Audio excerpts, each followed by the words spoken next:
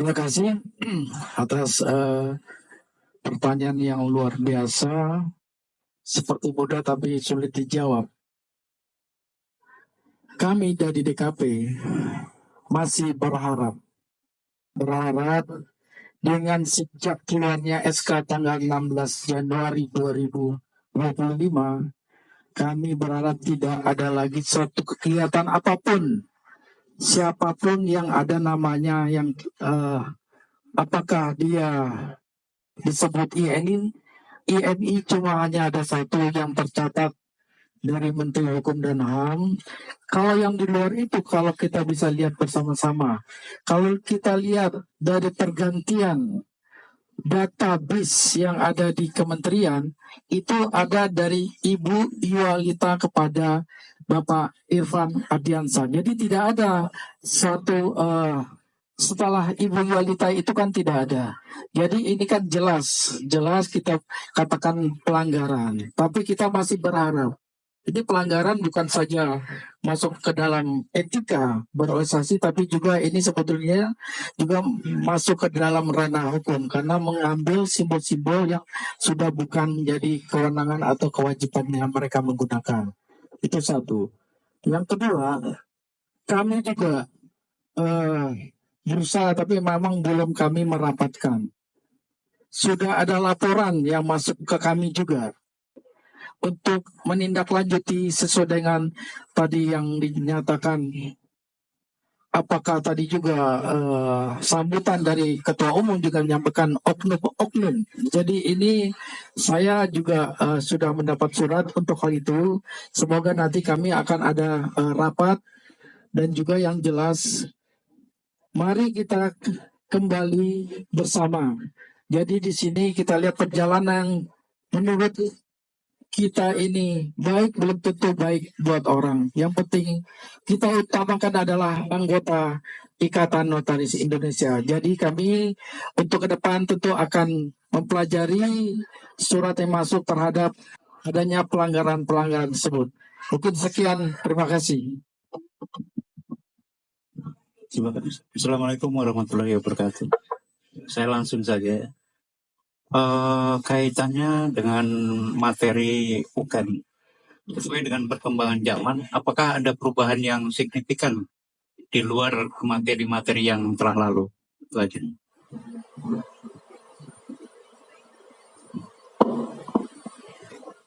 Terima kasih pertanyaannya, bagus sekali. Jadi untuk materi ujian kode etik, karena masih menggunakan kode etik yang lama, materinya tidak berubah. Namun ada yang perlu ditekankan di sini adalah pemahaman kepada para anggota luar biasa terkait dengan kondisi organisasi ini, agar mereka tidak ada keraguan lagi tentang kepengurusan PPINI di bawah pimpinan Bapak Irfan Ardiansyah. Dan bagaimana mengapa Kementerian Hukum dan HAM mengesahkan yang produk KLB, hasil KLB, bukan yang kegiatan yang di Tangerang yang dinamakan Kongres. Ini akan kami sampaikan kepada para ALB agar pemahamannya komprehensif. Sehingga nanti mereka pada saat mereka ke daerah, diangkat sebagai notaris di daerah-daerah, mereka sudah mempunyai pemahaman yang benar dan itu dapat menguatkan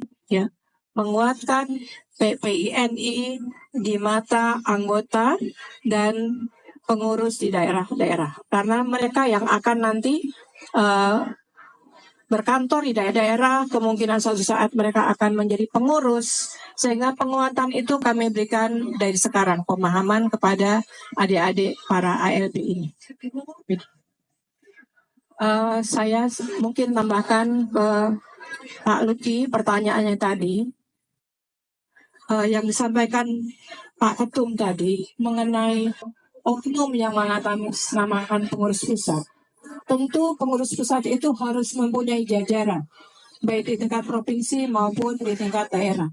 Sementara 34 provinsi sudah bergabung di bawah kepemimpinan Bapak Irfan Ardiansyah. Demikian juga PDAD. Karena itu tidak mungkin ya mengatasnamakan pengurus pusat tetapi tidak mempunyai jajaran Pengwil dan Pengda. Demikian. Satu lagi sebelum pertanyaan. Assalamualaikum warahmatullahi wabarakatuh. Nama saya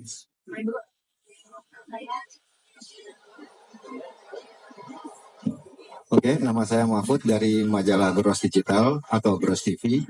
Satu pertanyaan, ketika terjadi kekisruhan dualisme, itu kan ada pengangkatan anggota notaris melalui CAT, bahkan jumlahnya ribuan. Pertanyaan saya, dengan dikeluarnya SK, kemudian sudah diserahkan kembali UKEN ke PPINI yang dipimpin oleh Bang Irfan Ardiansyah, apa langkah untuk mereka yang sudah diangkat menjadi notaris namun belum mengikuti ujian kode etik? Terima kasih.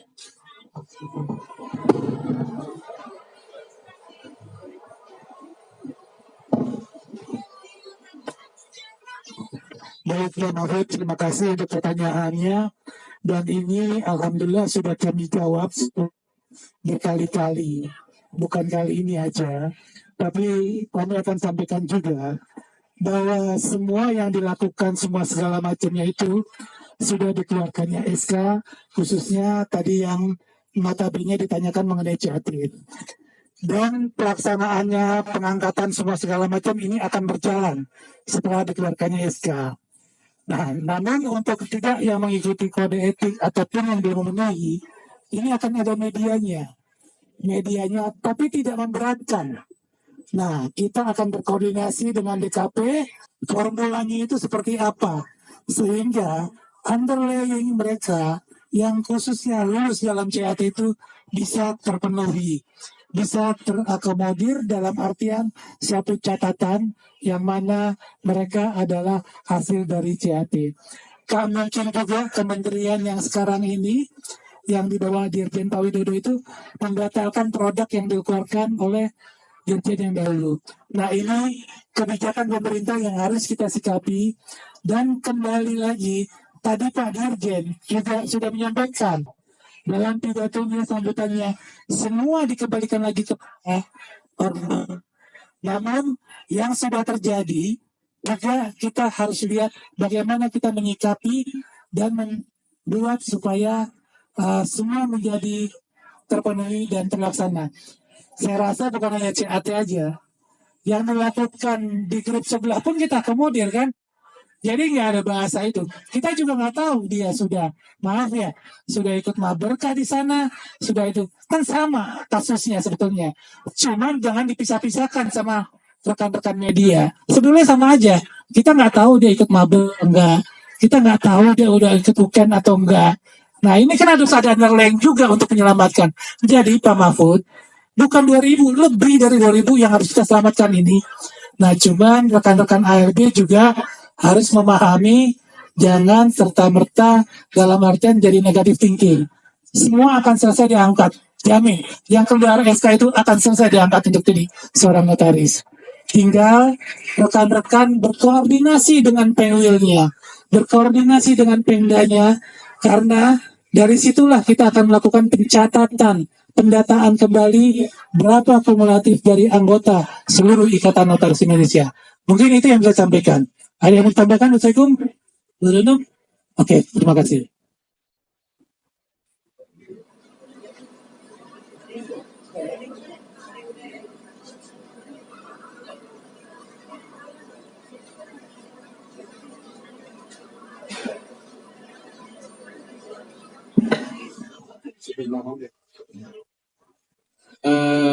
Saya langsung to the point aja.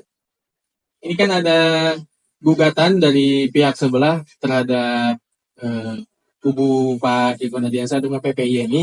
Ini tanggapan Bapak bagaimana? Itu yang pertama. Yang kedua, ada ungkapan mengenai kalau pihak Bapak tetap melaksanakan UKEN, ini akan diproses hukum. Itu tanggapan Bapak bagaimana? Itu terima kasih. Kalau yang pertama mengenai gugatan ya kita layanin. Itu aja jawaban saya. Kan ditanya begitu kan, bagaimana? Ya kita layanin. mau sampai mana pun saya layanin, kita layanin semua gitu kan. Jadi clear ya untuk itu. Yang jelas kita sama pemerintah saling berkoordinasi, berkolaborasi. Tadi juga udah sampaikan, DKP juga udah menyampaikan bahwa oknum-oknum yang tidak jelas itu harus kita tindak gitu loh kan. Nah kalau mengenai UCAN ya kita lihat aja, tunggu ada nggak gugatannya. Jadi mohon kalau menanya juga yang udah kejadian aja gitu loh. Yang belum terjadi ya nggak bisa jawab gitu. Makasih.